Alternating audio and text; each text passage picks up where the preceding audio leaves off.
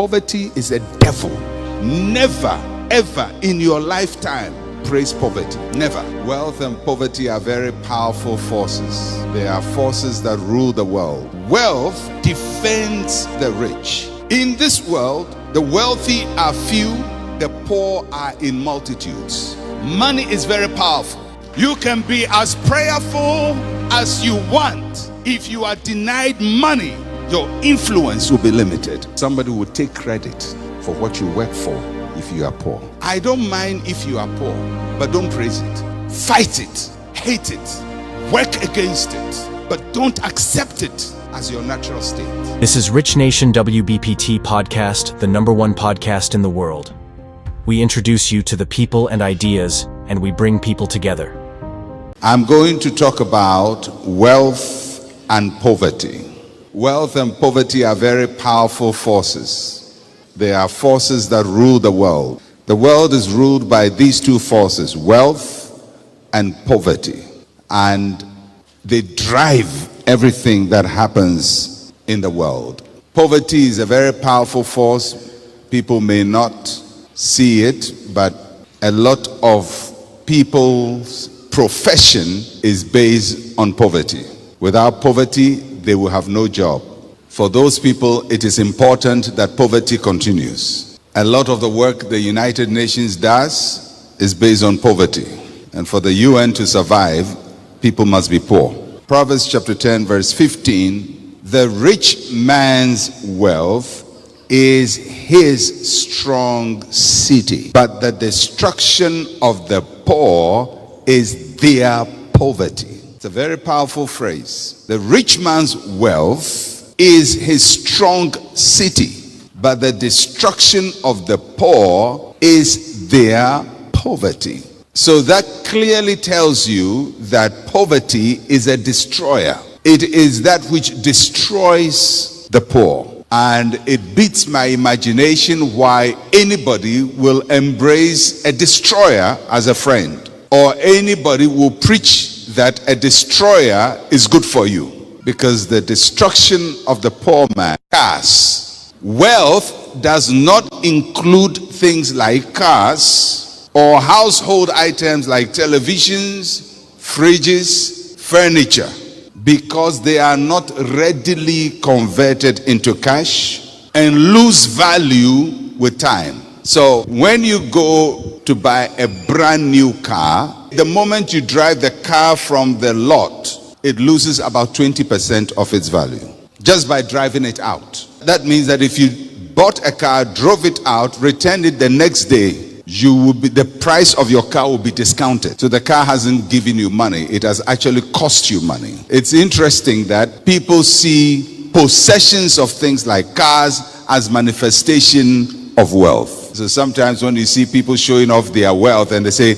"Look at my cars," and they show you all kinds of cars they have as a sign of wealth. Wealth is not seen in cars, because cars do not appreciate in value, all things being equal, except it's an antique car or one-of-a-kind car. Apart from that, your car is an expense to you. To keep it alive, you have to feed it. I mean, wealth in a larger sense includes things like the blessing of God, the peace of God, health, happy marriage, family life. I know all of that is wealth, but that's not what I'm talking about. When I'm talking about wealth, I'm talking about having abundance of valuable possessions. Wealth defends the rich. Ecclesiastes chapter 7 verse 12 says, money is a defense. Those who have money use it to defend themselves, to secure their power and their position. When you have no money, you have no defense. It's just amazing what can happen to people when they have no money. Money is a very powerful force for defense. It will defend your dignity.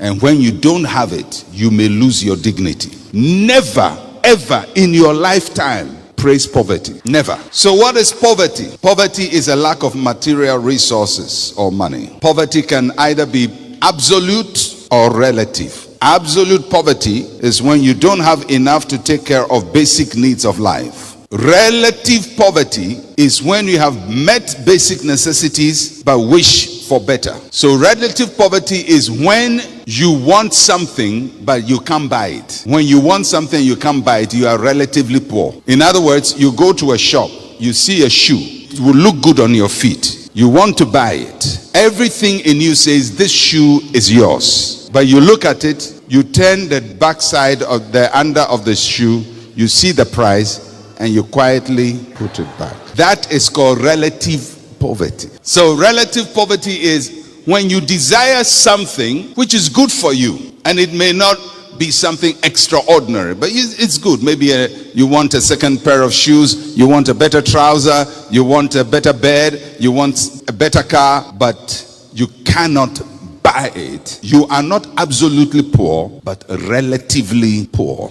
In relation to that thing, you are poor. In this world, the wealthy are few, the poor are in multitudes. 65 people of the world's wealthiest people own half of the wealth of the world. That's serious. Africa's wealth, your continent and my continent, at this point I think is about 3.5 trillion or thereabouts dollars. 3.5 trillion dollars. That's a lot of money. The whole of Africa, South Africa to Egypt, Senegal to Somalia, Ghana included, Nigeria included, all of us, 3.5 trillion. The wealth of 4 companies, Apple Computers, Google, Alphabet, we just crossed 1 trillion, Amazon, Facebook, the one you've been using. These 4 companies are richer than our continent. 4 companies, most of them established in my lifetime, for all of them established in my lifetime. The oldest of those companies is Apple. It was set up in 1975, the year I met Pastor Ransford. 4 companies run the world. So in this world, wealth sets the agenda, poverty fulfills the agenda. There are people whose money determines who should govern a nation, but they need those without money to ensure that their agenda comes to pass. Those who have money are a few. The masses who have the vote have no money. So those who have the money sets the agenda for who should be governing nations. There are people whose money finances research, but they need those without money to believe in the research. So the people with money pay scientists to conduct research and tell us what is true and what is false. So one day they are going to tell you that based on their scientific analysis and based on their research, something you have believed in all your life is not true. And something all of us know doesn't make sense is right. And they will show you all the evidence. Last year there was a very major research that was done. It included 500,000 people. That is 500,000 people were used as the sample for the research. Whether people are born gay or they learn to be gay. This is the largest such research with the largest sample base. And the results came out that scientifically, having analyzed 500,000 people, 500,000 people, there is no evidence that anybody is born gay. Have you heard about that? Why haven't you heard about it? Because somebody has determined what you should hear and what you should not hear. If that evidence had come and said the people are born gay, everybody, CNN will broadcast it from morning to evening, BBC will broadcast it morning to evening, they will disturb everybody's ear with it, but once the research goes another way, they shut it down. Because the agenda of this world is not set by the poor, it is set by the rich. And whoever wants to make you powerless, one of the most fundamental things they will do in your life is to make you not have money. The agendas of this world are set by the wealthy. One person sitting here somewhere can determine what 1 billion people should believe. You know, one of the things that amazed me, when I study what happens in the world, scientists are supposed to be objective. All of you who went to tech, who are scientists, you're supposed to be objective. Science is objective. And I said, well, if it's objective, why does it keep changing? One moment they said, egg is not good for you. Don't eat egg. The next moment, egg is good for you. Eat 2. One moment they say, coffee is not good for you. Next moment, drink 5 cups is good for your health. One moment, don't eat chocolate. Next moment, eat chocolate. So if it is objective, how come the conclusions are changing? Because science does not rule the world. Money rules the scientist. Believe you me, people who will tell you, we are objective.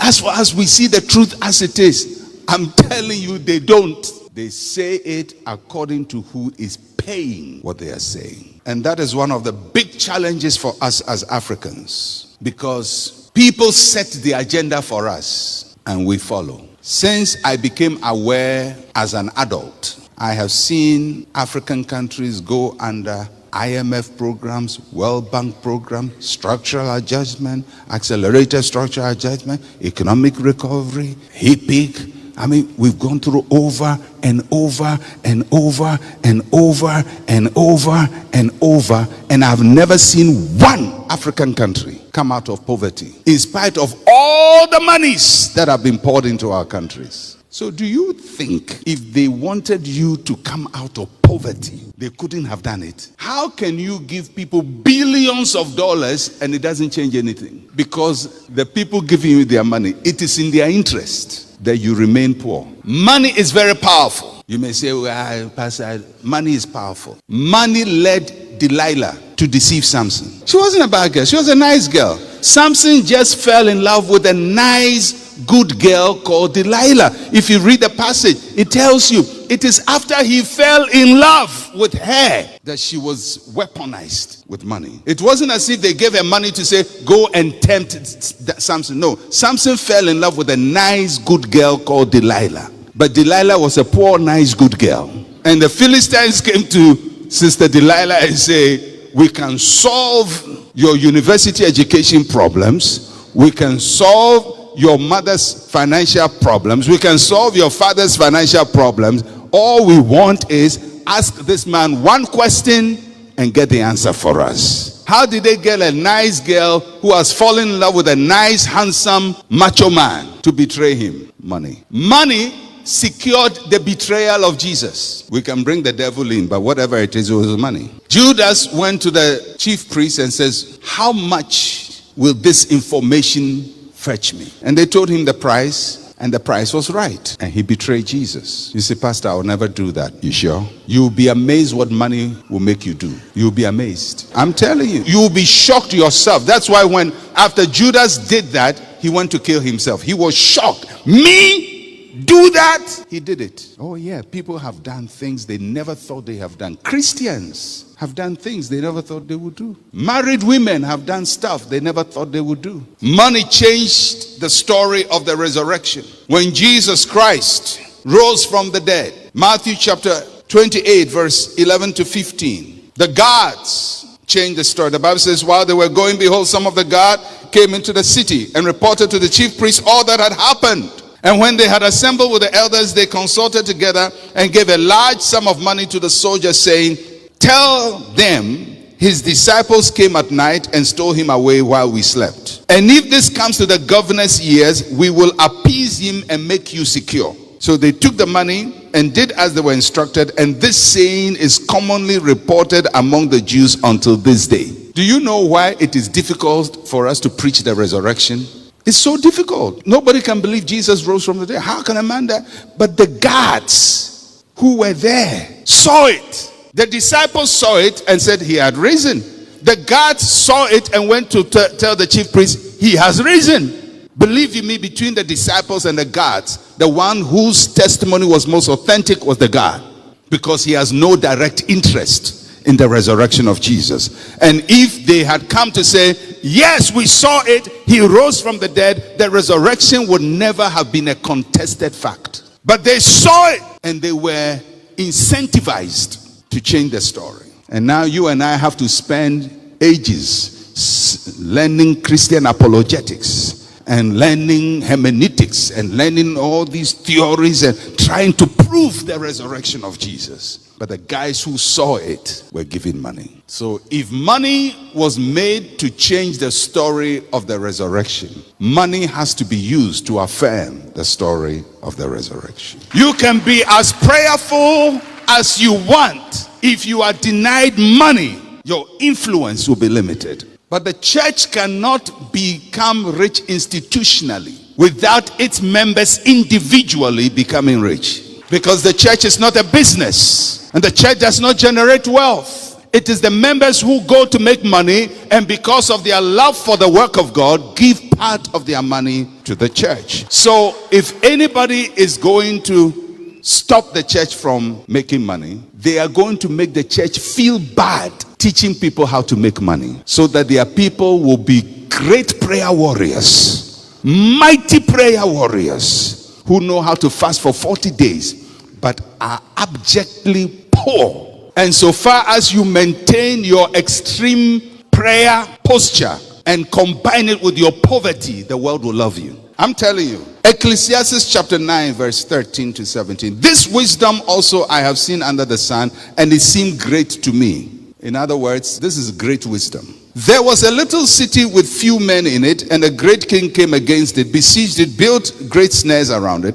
Now there was found in it a poor wise man, and he by his wisdom delivered the city. Yet no one remembered that same poor man. Then I said, wisdom is better than strength. Nevertheless, the poor man's wisdom is despised, and his words are not heard. Words of the wise, spoken quietly, should be heard rather than the shout of a ruler of fools. A poor wise man. Maybe in our time we will say a poor anointed prayer warrior. Poor wise man. The Bible says he by his wisdom delivered the city. The poor prayer warrior who is on his knees praying for economic transformation in Ghana. Do you ever think if Ghana's economy transforms, they will go and look for that poor man to say, thank you for praying for Ghana's transformation? No. His prayer will be despised. In fact, there are people, when Ghana prospers, people say, these are the people we must get out of the system because they don't know how to do anything. All they do is pray, pray, pray, pray, pray, pray, pray, pray, pray, and it amounts to nothing. And they have no idea it was this man's prayer that delivered the city and blessed the city. So far as you remain a poor, wise man, people would take your wisdom, they would take your prayer, they would take your anointing, but and use it to their benefit. But afterwards, there's no respect for you. This man saved a city, was not recognized, because somebody would take credit for what you work for if you are poor. Do you know that most of the people the world credits as inventors of things are not the ones who invented them? Most of the big names, this one invented electricity, this one invented telephone, they are not the ones who did it. The first man to get to Mount Everest is not the first man to get to Mount Everest. He was with a poor wise man. The poor wise man has been going to Mount Everest every time, but he's not in the history books. It's his village. He goes to Mount Everest every day. It's like he was born. You go to Mount Everest and come. But when you read the history books to ask who is the first man to get Mount Everest, they will mention somebody else's name. But there was a poor wise man, a shepherd, who knows the way, but never gets the credit. A lot of people who are credited with great inventions in the world bought the idea from poor wise men who developed the idea, but don't even understand patent and how to register. In fact, one particular person, whilst he was on his horse going to register, somebody had taken a train to go and register his idea. He went to the patent and he said, I invented it. Well, it's already registered. Somebody came ahead of you and registered it. I'm telling you, poverty is a devil. It's a devil. I don't mind if you are poor, but don't praise it. Fight it. Hate it. Work against it. But don't accept it as your natural state. If you want to support our podcast and stay informed about our latest episodes, we're always creating new content every week for our podcast. Subscribing is the best way to ensure that you don't miss out on any of it. Please hit the subscribe button. We really appreciate it. God blesses you all and be legendary, my friends.